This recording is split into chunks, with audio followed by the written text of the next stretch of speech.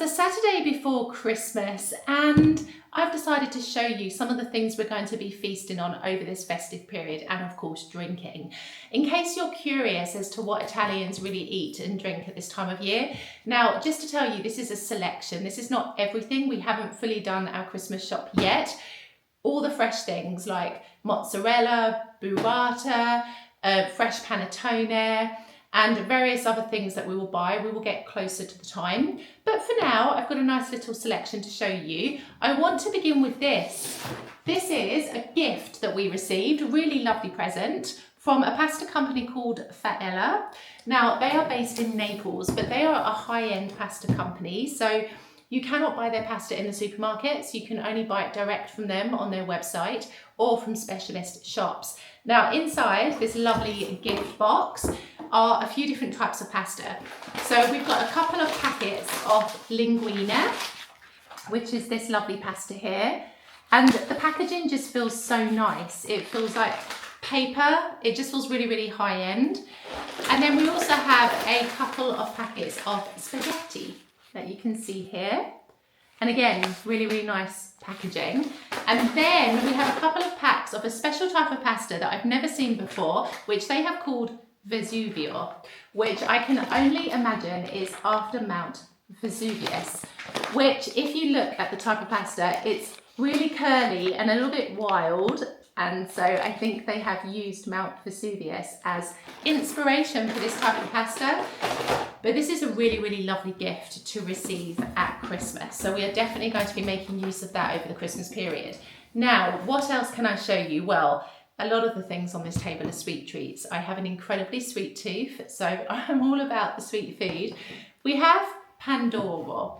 So in Italy, and we've also got a panettone, so let's talk about this, because in Italy there is this huge debate, Pandoro versus panettone. People are usually one or the other, very rare that they are both.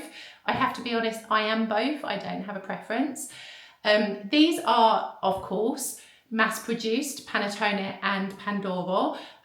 Some people don't like these because they don't feel they taste as nice as the fresh Pandoro and panettone. But I've got to be honest with you, the price of these, well, they've completely skyrocketed in the past couple of years, because I seem to remember like a couple of Christmases ago, you could get a Pandoro for €3, maybe €4, and you would pay more for like the really high-end ones in the supermarket.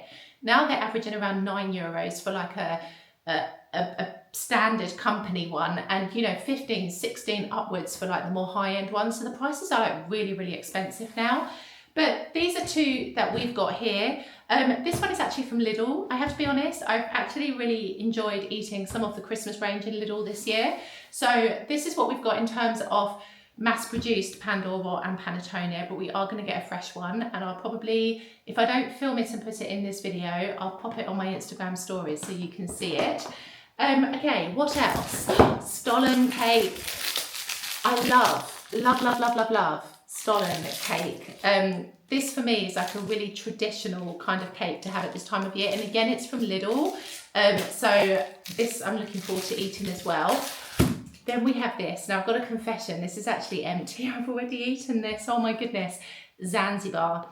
Wow, when I tell you that this is delicious, I'm telling you it's delicious. It is the thickest chocolate that you can see with real whole nuts inside. It is absolutely delicious. In fact, on the back, I think you can probably see a little better just how chunky it is. This was absolutely delicious. I need to try and find another bar of this before we arrive at Christmas, because it was so, so good. But these kinds of chocolates are very popular at this time of year, as is this. Now this is Sperlari, but this is like the nougat version of this. Okay, so this is the chocolate, this is the nougat. And this again is another really, really traditional Christmas sweet at this time of year. You can see on the back, you've got the nougat with the nuts inside, almonds actually. So this is going to be really, really nice to eat. What else do we have? Chocolate coins. I'm such a child at Christmas. I used to remember being given these in my Christmas stocking back in the UK. So I always get some chocolate coins at this time of year. Then we have, and this is actually from the UK, Percy Pig Merry Percymas. Marks and Spencer's, Percy Pigs, my favourite sweets whenever I go back to the UK. And because I was in the UK in October this year, I was able to pick up their Christmas version, and I can't believe I've saved them this long, so I need to start eating them now. And then, confession, these are already open. These are cubetti di arancia, which are basically cubes of chocolate orange, and these are phenomenal. These are from Lidl, but let me tell you something, because people have this like a low opinion of Lidl, which actually isn't realistic, because this is approved by Gambero Rosso. I'm going to show you here. Now, this is a restaurant chain, but it's also a body who actually it recognise food of really, really good quality. And if they have this on the food, you know it's of really, really good origins. So these are really nice as well. Now, in terms of drinks, let's talk about them. We have this chocolate liqueur. Oh my goodness, it's amazing. You can see we've already started drinking it. This is incredible. It's like a chocolate liqueur, which is really, really nice. I've got, of course, good old Baileys, which I haven't started drinking yet. Today, we bought Disaronno, which is a really, really traditional, like Italian liqueur. And they've actually been going for 500 years. Look at this. I got the Dolce Vita edition. But yes, so this is really, really nice. And then we've also bought this. This is Strega. Strega? I feel like I'm saying this wrong. This is another liqueur. We've actually bought it because we are having dinner with some friends this evening. But I will show you what it is like. I've never tried it, but it is from Benevento. So it's a very locally produced liqueur. But you can see here, this is what it looks like. And you know, all of these have got like the DOC sticker on top. So you know that they're like really, really good quality.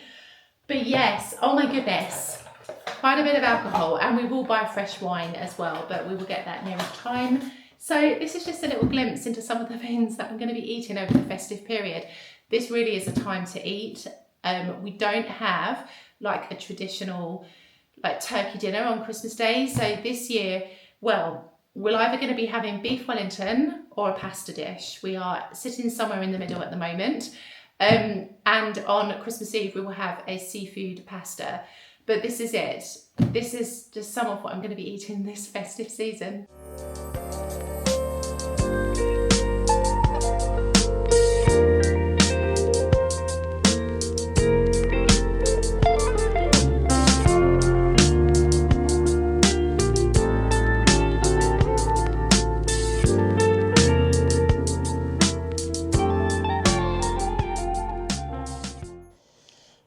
Welcome to my office. Oh my goodness, it doesn't really look like my office or my podcast studio, which is normally here. But yeah, this is my office at the moment because we have some damp issues in my office and they are currently treating the walls and it will be finished in a couple of days. So I'm really happy about that before everything kind of resumes normality and things like this. But it's something important to consider because a lot of Italian homes suffer from humidity and damp issues. And this home has been completely restructured inside. It's an older building, but it has been completely restructured. However, this work that was done to kind of prevent the damp and mold was done like 3 years ago, and so I think the effects have finished, which is why they're doing this. And then they also have to do our reception room as well because we have some issues down there, but that's a project for another day because our home is not huge, so we just can't have like multiple jobs happening at the same time. But this is just a really, really interesting thing for you because if you plan to move to Italy, get ready for this, especially if you're planning to buy a property, and also if you are renting as well, because we are really fortunate. We have a very, very good landlord in the sense that he is making sure that all of this work is done. Some landlords are not like this. I know people who live here that have really bad mold in their homes and their landlord is doing nothing about it. Now, I'm sure that there are avenues that you can go down because this, of course, poses a health risk, but it is something that's really, really common here. Even in the south of Italy, where it gets really hot, you have this problem. So I'm showing you this in this behind the scenes video because this is the reality of my life in this moment between Christmas and New Year. But it's just a really good reminder for you, okay? Like, make sure that you are paying attention to all of the little details, whether you are renting or buying a property in Italy, if you plan to move here, because these problems may surface later on, especially because what you find is that some landlords will like redo the house, paint the walls, make it look fresh when you move in, but then a few months later, the problems resurface. So just pay attention to this, particularly with older buildings. This is a huge problem, but even with new builds as well, depending on the quality of the materials that were used in the construction, sometimes they too can suffer with moisture and humidity. And it's just something that can happen in other countries, absolutely, but I never encountered it as much back in the UK as I do here in the south of Italy. Like, literally, a lot of the people that I know here have similar problems. So it's just something to pay attention to, which is why I wanted to talk about it here. Oh, that's better. We've got a bit more light going on compared to my video just before. But I wanted to talk to you about my kind of behind the scenes stuff, what's going on in my life at the moment between Christmas and New Year. So I'm currently off work. I don't start work again until Friday, which is the 2nd of January. So this is really nice. This is such a strange period because we have a bank holiday here in Italy on the 6th of January, which doesn't happen in every country. And so what you'll find is a lot of people, because of the way Christmas and New Year has fallen this year, like in between the weekends, will just extend their holiday until the 7th of January. So it's this kind of lull period that we're in at the moment. For me, no, I would have been working today had I not taken holiday. So I'm really glad that I have this extra day. But I would say that for me in this moment, I'm busy building out my Aperitivo Lounge, and I know some of you who are members are on the wait list. So I'm busy working on that because it launches now in just a matter of days, I'm thinking at the time of filming this. But also I'm busy just experimenting. So I'm doing a lot of things. I've changed my profile image on my social media accounts to something that was more reflective of Italy, because I've got this lovely backdrop of Maori in the picture now. Go look at it if you've not already. On my YouTube and Instagram, it's the same picture. But also I'm wanting to experiment more with a lot of things. So for this month of January, I've paid to do the whole Meta verified thing. Now, I've never done this. I've always been really against it because I've been like, what's the point? I don't really enjoy Instagram as much as I do YouTube. What is the point of doing this? But I'm in this phase of wanting to experiment with things, to try things, to see if they work and to see if they don't. Now, I'm trying this for a month just to see if it does improve my reach or it produces anything of significance. If at the end of this month, so the end of January, I don't see any difference, I'm of course not going to continue because I don't need to have the blue tick mark just to prove something to myself, right? I'm doing it more to see if it really adds any value to what I'm doing. But also I've just invested in myself a little bit this month. Like, I want to outsource video editing. So this is something that I want to start looking into, but also with like templates and things like this, starting to do things that are making my life easier, because at the moment it is just me creating the content and running this brand. So there's lots of things going on behind the scenes. But I'm just all about this. I'm sitting here now, like, all about wanting to make this brand more serious, more sustainable, try to build a business out of it, absolutely. But also to help as many people as possible, because I think for me, when I first moved here, the lack of support that I had really made the transition a lot more difficult. And I think a lot of people can relate to what I talk about on this channel, because I'm very real with the experiences that I've been through. And so I feel like there is so much artificiality around life in Italy and kind of fakeness around life in Italy that makes me feel, in a way, a bit sad. Like, I read something the other day, and it was like this publication, like, for people who plan to retire here in Italy. It's an American publication. I think it's called International Living. I could be wrong. But basically, they were saying that in most European countries, English is widely spoken. Like, you know, people have a good education of English in their school. And I just sat there and thought, well, you can eliminate Italy from that statement first and foremost, because let me tell you, I was having this conversation just the other day with some people who were interested in moving here.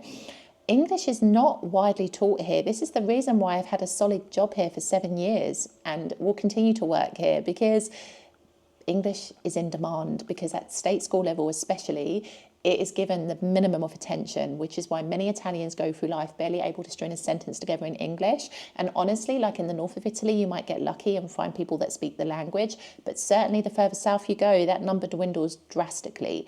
And it's just so interesting to hear how people talk about life here in these like magical terms when it's just not the reality. And I believed that kind of nonsense when I first moved here, which I think, I was super naive. I didn't take the time to learn the language because I really believed English, I could get by, but it's just not the case. And so I think I'm so passionate about what I do because there is so much nonsense that you can read about life here in Italy, honestly. And I just think, you just got to get real with how things are here. But this is it. Like, this has been my episode, a little bit of a mishmash of things behind the scenes of Christmas and New Year. We had a lovely Christmas. Christmas Eve was spent eating lots of fish, which is tradition here in Italy. I literally thought I was going to turn into a fish. I ate that much. Christmas Day, we had pasta al forno and mangia and bevi on the barbecue, which was absolutely delicious. So we had a bit of a Sicilian Christmas lunch. And then just lots of food, lots of drink. It's just this kind of season. I'm looking forward to getting back into healthier habits, I think, in January, eating regular portions and not drinking so much. But it's just a really nice time of year. I will say to you, it can be quite triggering if your family dynamics are not perfect or you're not with your family, because in Italy, the real focus at this time of year is family, both for Christmas and New Year. And I know that's pretty much the same in other countries as well, but I really think that you notice it here in Italy because there is so much emphasis placed on family. But I have to be honest with you, and this is something I'm going to talk about on my main channel as well, that there is no such thing as the perfect family here. And this was a kind of myth that I bought into when I moved here because I saw how close everybody seemed to be, and it really highlighted some of the things that I don't have in my own family, for example. But then the longer I've spent here and the more I've gotten to know families here, the more I've realised that actually there can be toxicity within families. People can treat each other badly, they can fall out with each other, they can tolerate each other for family occasions, but are quite happy to live separately at other times of the year. Like, it's just interesting. The dynamics are pretty much universal to other countries. It's not like some fantasy here in Italy.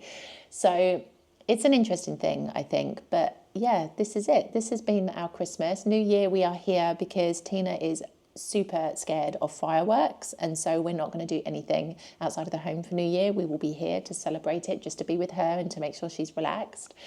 But this is it. I'm excited. I'm already planning my 2026. So I'm working on my vision board in these days, and yeah, it's interesting. 2026 for me is about success and it being a decision, and success in lots of ways. My health, my fitness, what I'm building, also in terms of experimenting and trying new things as well. Because if you do what you've always done, you'll always have what you've always got. I think something like this is the expression. I think I've butchered it, but it's similar. But anyway, enough waffling. My goodness, this is 7 minutes. I'm wishing you a wonderfully happy new year. Thank you so much for being a member of this channel. I promise my behind the scenes videos from January will be a bit more out and about doing things. We've kind of been talking, my boyfriend and I, that I need to do more filming outdoors, and I want to kind of do it that twice a month we go and discover somewhere new. It's a bit difficult to do it every week. Like, of course, at some points we need to rest and just do nothing, but every other week maybe, or twice a month, however we decide to do it, I want to get out and I want to film more. And I think part of that can be behind the scenes content, and part of that can be what I post onto my main channel. But it's exciting. I'm ready for 2026. And I wish you a really, really happy new year. Thank you for being here. Thank you for the love and support, and see you next year.